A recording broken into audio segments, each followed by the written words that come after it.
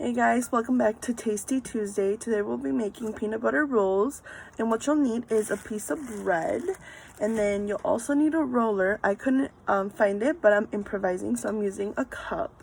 You'll also need some peanut butter. You'll need a banana. This is optional. I'm adding banana to mine. A butter knife to spread your peanut butter, and I'm using a cutting board to roll out my bread. The first thing you want to do is get your piece of bread, place it onto your cutting board, and you're going to roll it out. You want to make sure that your bread is thin after you're rolling it out. So it might take a little more, especially if you're not using a roller, because this is going to be difficult.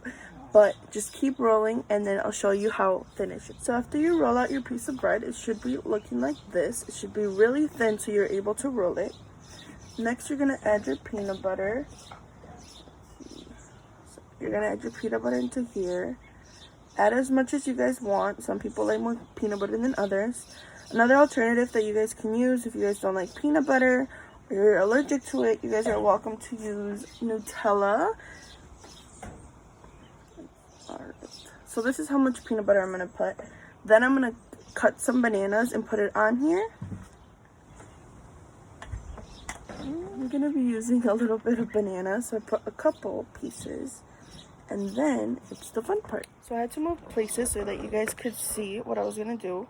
You're going to fold over on where your banana is. And you're just going to keep rolling. And then stop when it looks like this.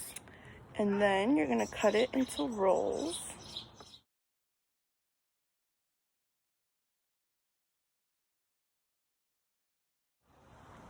Some rolls will come out a little better than the others.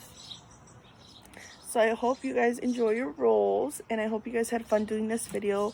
Be creative and use peanut butter, jelly, or Nutella, or anything else that you guys want to.